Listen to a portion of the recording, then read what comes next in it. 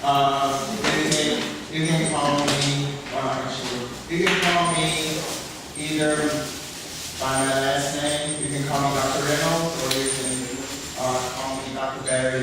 Either one is okay. Or you can just call me Lao Shi. Yeah, it's okay too.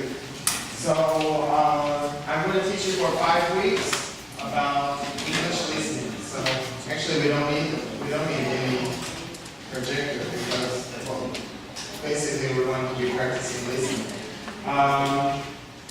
So the handout that you got today, you need to keep it because we're going to use it for several weeks. I don't know how good you are, how good your level is, how quick you can finish the assignments, but there's some activities inside the copies I gave you that are not actually related to listening, so we'll skip those because the point is only about listening.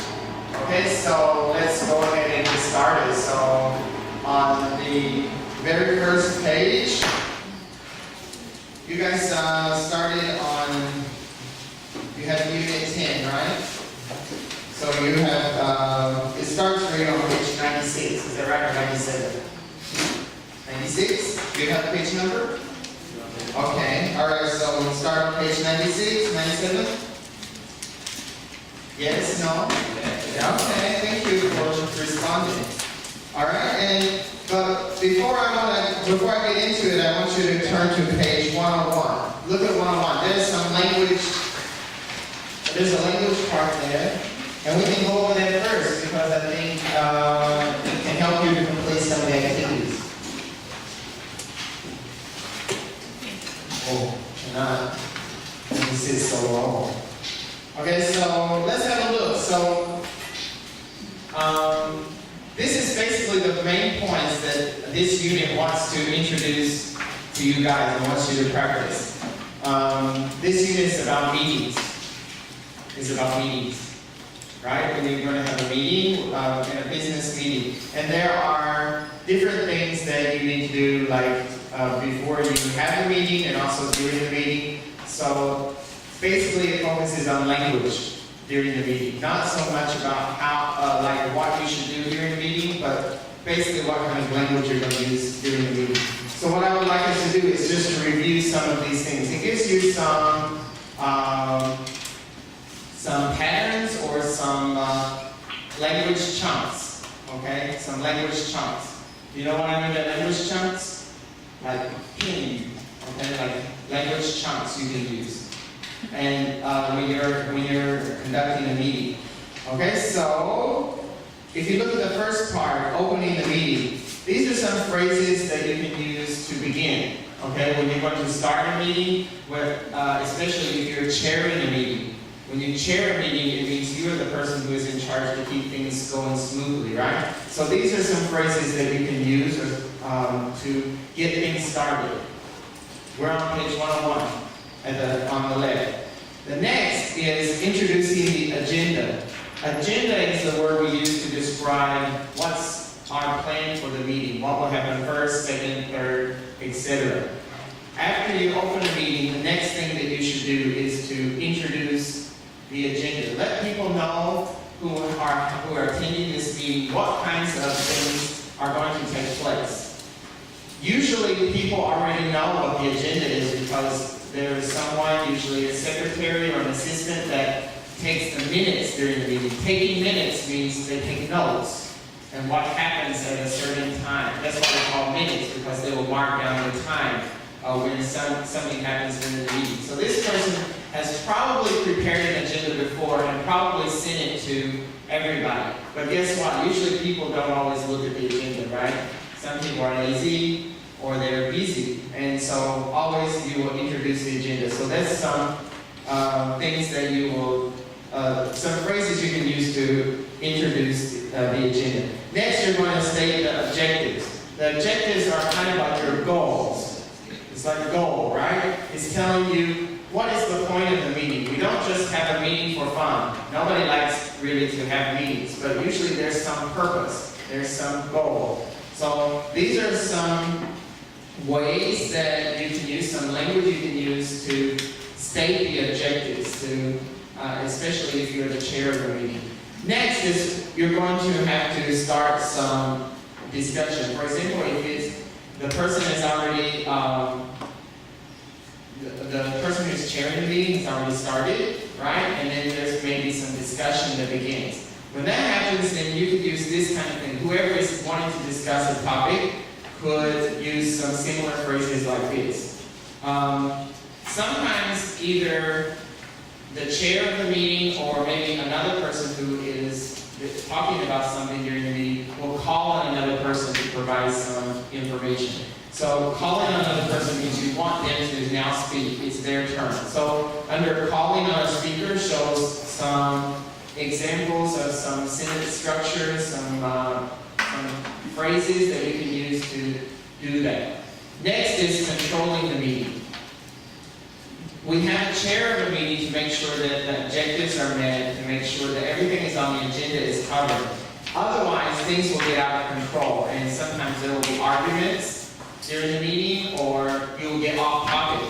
So sometimes you need to use some phrases if you're the chair of a meeting to control the meeting, to make sure you stay on target, you stay on your goals, you stay focused. So these are some examples of phrases you can use to do that.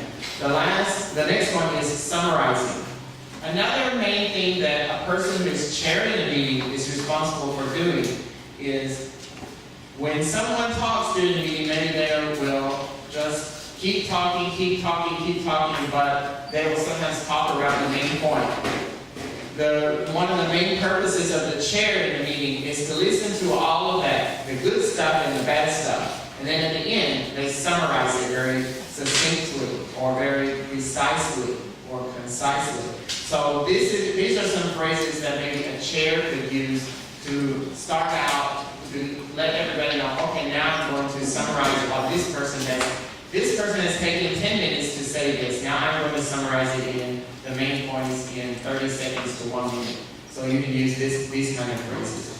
Moving the discussion on are some phrases you can use when you think that you've talked enough about one topic or someone has talked enough about one topic and you think you need to move on to cover something else in the agenda. And then the last part is closing the meeting. Closing the meeting just means ending. And of course, ending, you will do a summary of everything at the end. So these are all phrases that will be very, very important to someone that is chairing a meeting, or also for someone who's just even at a meeting, because you will know, okay, the person who's chairing the meeting is doing this. Now on the right side of the page has some things that different people need to do to prepare for a meeting.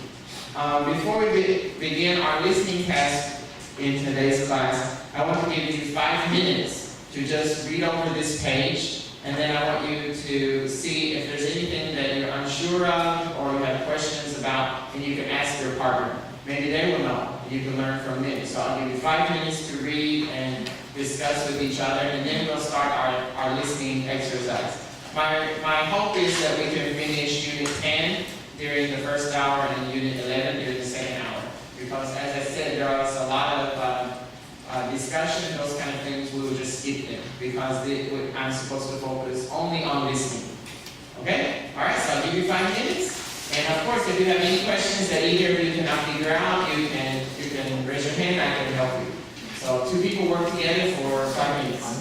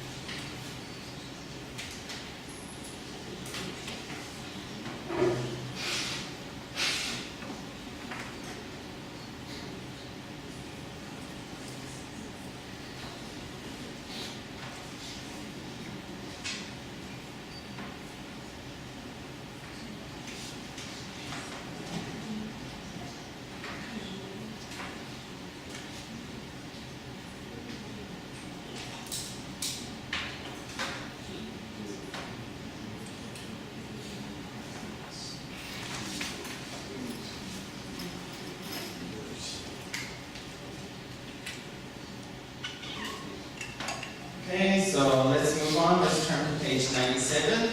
So if you see at the title of this unit is Making Meetings Effective. So you're going to learn some skills about how to make meetings if you're especially if you're chairing meetings, how to make them better and more effective. So you have 3 aims for this lesson. Hopefully by the end of the lesson you will know what makes a good meeting. You will be able to establish a purpose of a meeting if you were chairing a meeting, and then of course you will be a good chair of a meeting. So hopefully you'll be able to do these 3 things, or at least know more about these 3 things by the time you finish this unit. Okay, so we have a question here. It says, what makes a good meeting? So we need to think about this. And we have 2 quotes here. We have 2 quotes. And if you look at the one on the left, it says, 2 or more people getting together for a specific business purpose. So it's kind of giving us a definition, right, of a meeting. So a meeting can be a very short, a small meeting with a few people, or it can be a very big meeting with many, many different people. And it could be like a regular meeting, like sometimes if you worked in an office and there are different departments, maybe you have an office job and there are different departments in your company, maybe you have a weekly meeting to talk about things, or maybe monthly, and that would be something that happens more routine. Or it could be for some specific purpose. But if you notice the other quote that's on the right side, it says, the fewer the merrier. Actually, this quote is making fun or making a joke out of a common saying in English, which is the more the merrier. Have any of you ever heard this phrase before? The more the merrier. It means the more people you have for any kind of event, the merrier it will be. Merry means happy, like Merry Christmas, right? Merry Christmas means Happy Christmas. So the more the merrier means the more people you have, the better time you will have, the happier you will be. So that's the usual phrase in English, but when they're talking about business, they changed it to make fun and say, the fewer the merrier. Why might someone say this, change this? Because if you have a meeting and you have a lot of people, that means different ideas, more arguments, more difficult to control, especially if you don't have a very good chair of the meeting. If the chair is not good, not powerful, is very weak, then everybody will just be yelled at, or they will argue with each other, and then nothing will get accomplished. So you need a powerful chair, and also you don't need so many people. The fewer people will be better because you can get things done. There's also another phrase in English, like an idiom in English that says, too many cooks spoil the broth. Broth is soup, clear soup. Okay, too many cooks, cook, right? Like cooking in the kitchen. So too many cooks spoil the broth. It means if you have too many people doing something, the outcome will not be good. Spoil means make it bad. So it's like if there's too many cooks, they cannot work together, and then the outcome, which is, in this case, in the idiom, is soup, will not taste good. So just like a meeting, that's a similar kind of thing.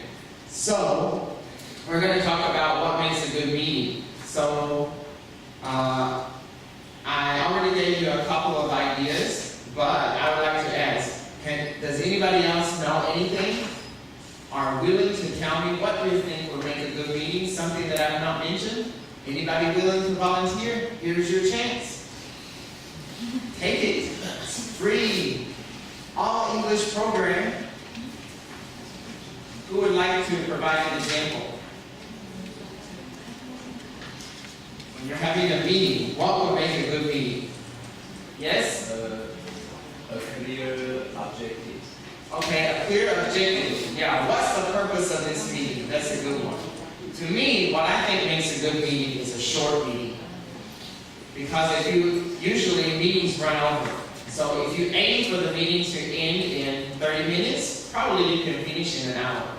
That's what I think. Always a short meeting is a good meeting, because usually you always go over. So if you can accomplish everything in a given time, that's great. People are very busy. Okay, we're going to go on to the next part, number 2, okay? You're going to listen to a recording I'm going to play for you, and there's this guy called Paul Beck. Okay, he's an engineer. He's an engineer, and he's going to talk about the characteristics of successful business meetings. So he's going to tell us what are the good points, how to have a good meeting. And he's going to says something about 5 of the 8 points that are below. We have 8 points. So what you need to do, you need to do 2 things. 1, you need to listen and see which of these he mentions. But also you need to order them. Which one does he mention first, second, third, until number 5? Because he's going to mention 5 of them. Okay? I will play the recording for you twice, and then we will check our answers. Okay? Let's see if it works.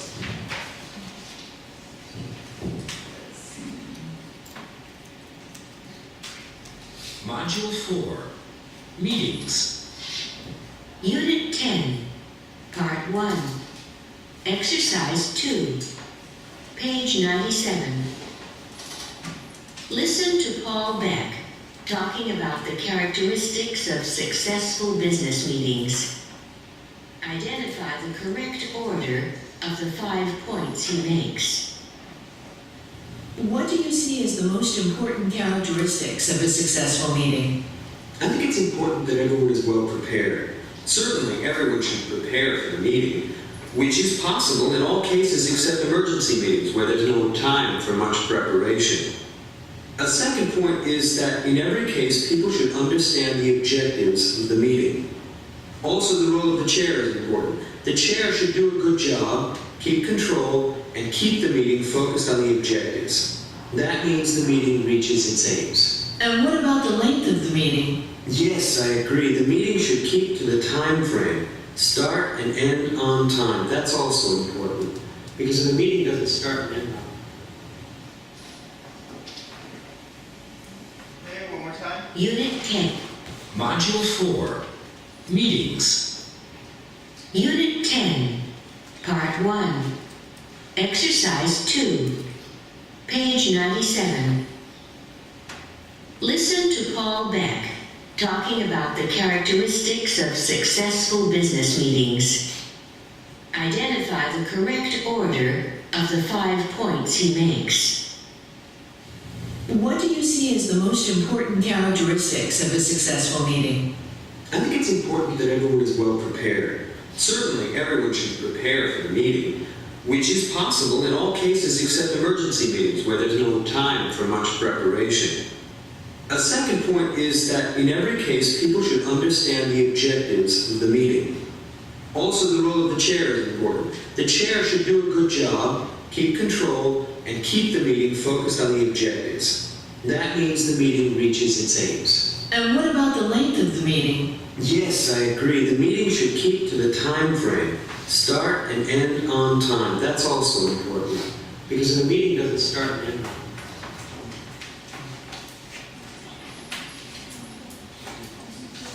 Okay, so take 1 minute to compare your answers to someone sitting next to you. See who is the better listener. See if you have a similar answer.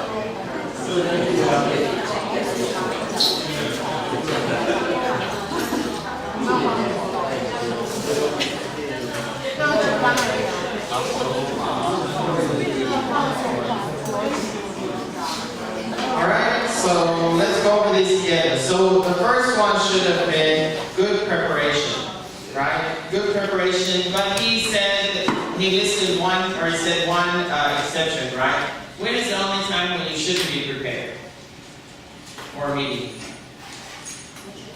Huh? No, what did he say? He said we should always have time to prepare for a meeting except when? Yeah, emergency meeting. Because how can you prepare for an emergency meeting?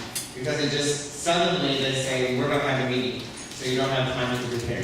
Okay, the second one was clear objectives, right? You need to know, and that should be known to everyone. The third should have been have a good chair, effective control. The fourth is reach your objectives. And the fifth was respect for the time available or time planning. Okay? It doesn't mean that the other things that are here are not also good for meetings. It just means those are the 5 that he listed. Okay? And when he was asked.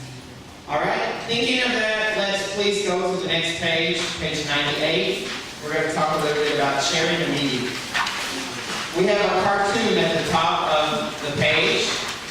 And it says, the cartoon, the caption reads, Mr. Skeleton, can I go out and play now?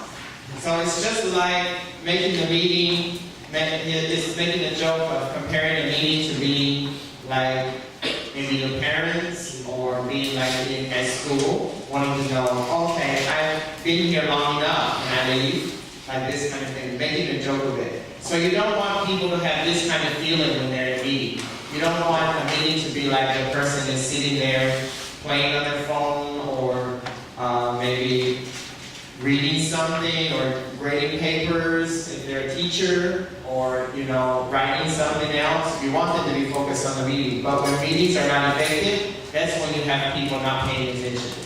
And that's when you also have people feeling bored or falling asleep, this kind of thing in the meeting. So you don't want this kind of thing.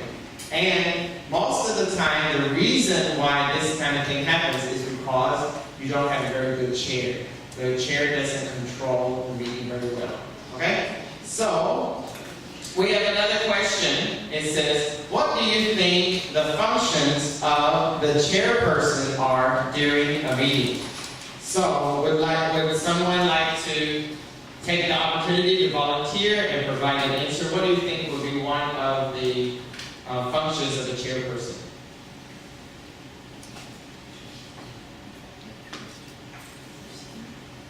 Someone like to volunteer and answer? If you want, you can cheat and look on page 101. We just read it. All you need to do is read one. Right?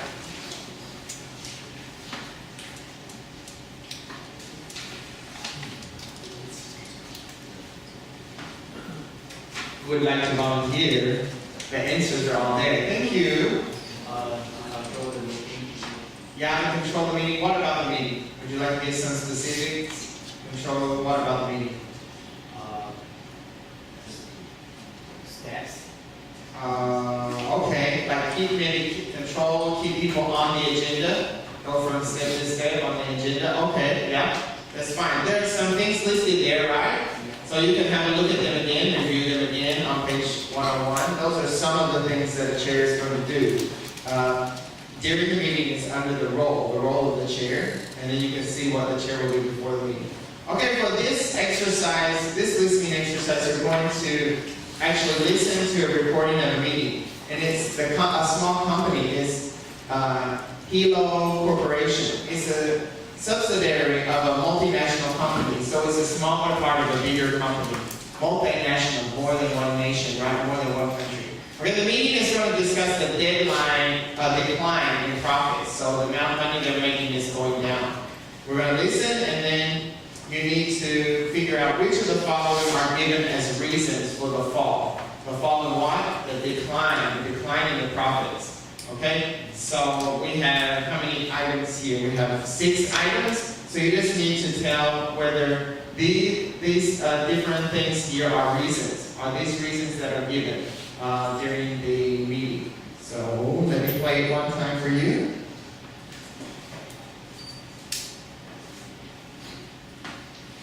Unit 10, Part 2, Exercises 1 and 2, page 98. Listen to a meeting at Hilo Company discussing the decline in profits.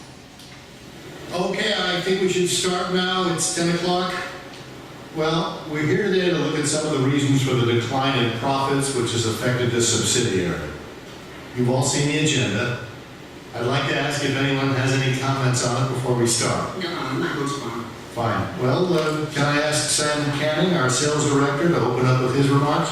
Thank you, Bernard. Well, I think we have to face up to several realities. And what I have to say is in 3 parts, and will take about 20 minutes. Sam, we don't have much time. It's really your main points we're most interested in. Yes, can I ask one thing, Mr. Chairman? Isn't this a global problem in our market? Sorry, Jane, I can't allow us to consider that question just yet. We'll look at the global question later. Sam, sorry, please continue. Well, the 3 points I want to make can be made in 3 sentences. First, sales are down, but only by 5% more than for the group as a whole. Secondly, our budget for sales has been kept static. It hasn't increased, and not even with inflation. So we're trying to do better than last year on less money. That's not exactly true. Jane, please let Sam finish. Thirdly, the products are getting old. We need a new generation. So let me summarize that. You say that sales are down, but not by so much, that you've had less money to promote sales, and that the products are old. Is that right? In a nutshell. Does anyone have anything to add to that? Well, on the question of funding, I have to disagree. Sam's totally off the mark with that. Okay, so compare your answers to a partner, see if you agree on the same thing. You should have 3 yeses and 3 no's.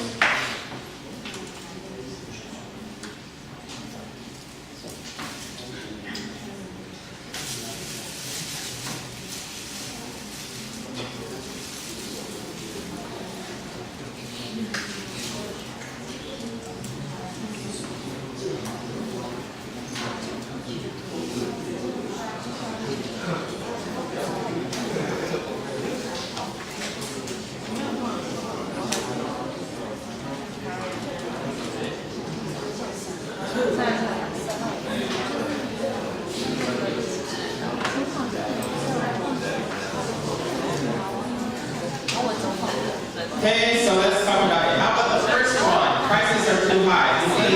Who thinks it's yes? Raise your hand. Who thinks it's yes? Nobody yes? Okay, it's no. Okay, good job. Okay, number 2. The company has wasted money on research and development. Yes? Please raise your hand. No yes? 1? Oh, I'm sorry, you're wrong. It's no. But it's okay. We still like you. Don't worry. Okay, number 3, sales are down. Yes? Yeah, sales are down. The next one, the sales budget is too low. Yes, it's yes as well. No one likes the sales director. Yes? No. It didn't mention anything about this, so no. And the last, the products are old. Should be yes. Good. Okay, now we're going to listen one more time to the same meeting. But now we need to focus on the role of the chair. What is the chair doing during the meeting to keep things going? Okay, so we need to listen to the discussion, and you need to check which of the following functions the chair performs at the meeting. So it doesn't mean those are the ones that the chair doesn't do, isn't something that the chair is not allowed to do during the meeting. It just means for this meeting, he didn't have the chance or he didn't need to do those things. So these are all things that the chair can do. So I'll give you 1 minute to read over these possible things or functions that the chair could perform during the meeting, and then I'll play the audio recording one more time, and then you can listen and check which do you think that you hear the chair do.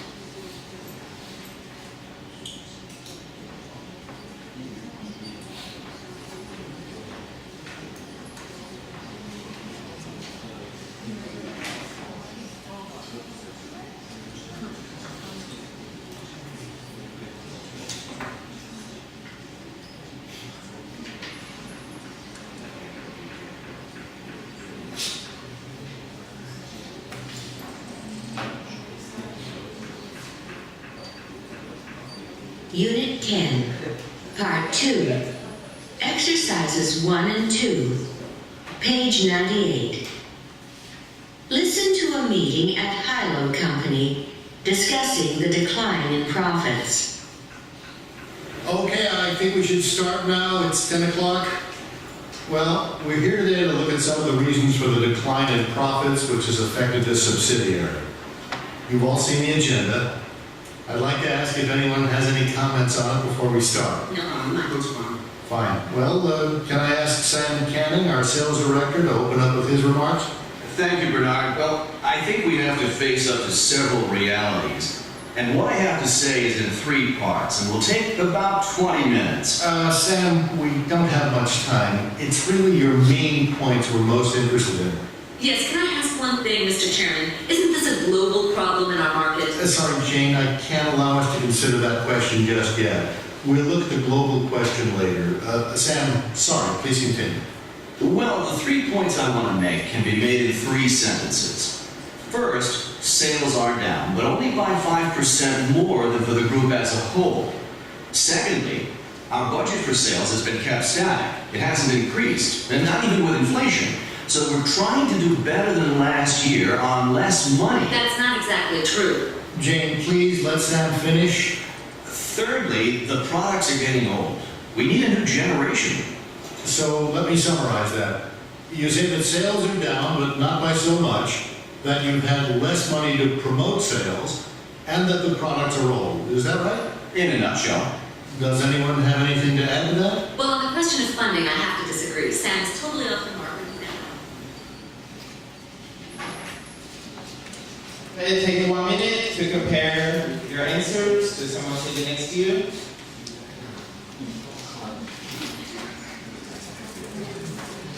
You should have checked 8 items. 8.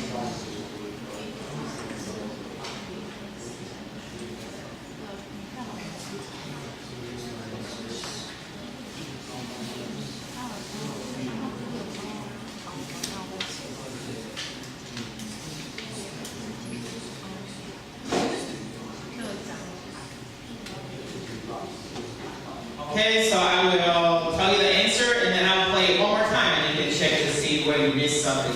Okay, so I will tell you the things that he does, okay? I will tell you the 8 things. He starts the meeting on time.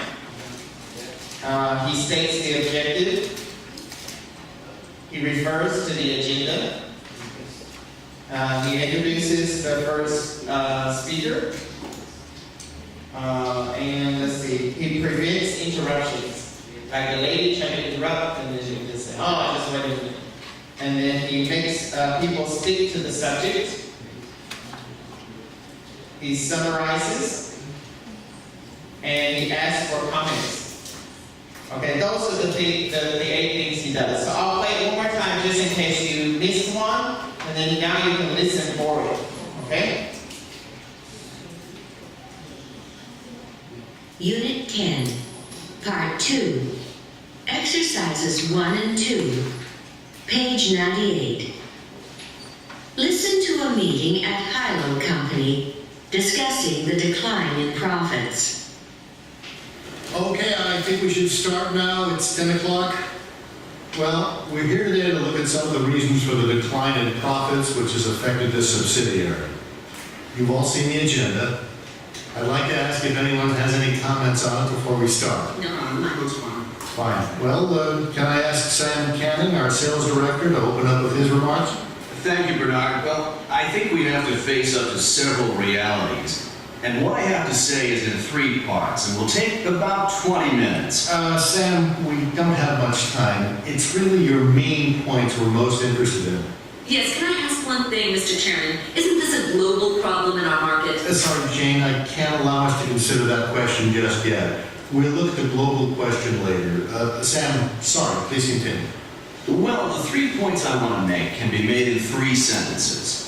First, sales are down, but only by 5% more than for the group as a whole.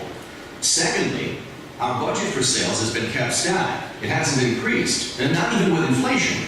So we're trying to do better than last year on less money. That's not exactly true. Jane, please let Sam finish. Thirdly, the products are getting old. We need a new generation. So let me summarize that. You say that sales are down, but not by so much, that you've had less money to promote sales, and that the products are old. Is that right? In a nutshell. Does anyone have anything to add to that? Well, on the question of funding, I have to disagree. Sam's totally off the mark with that.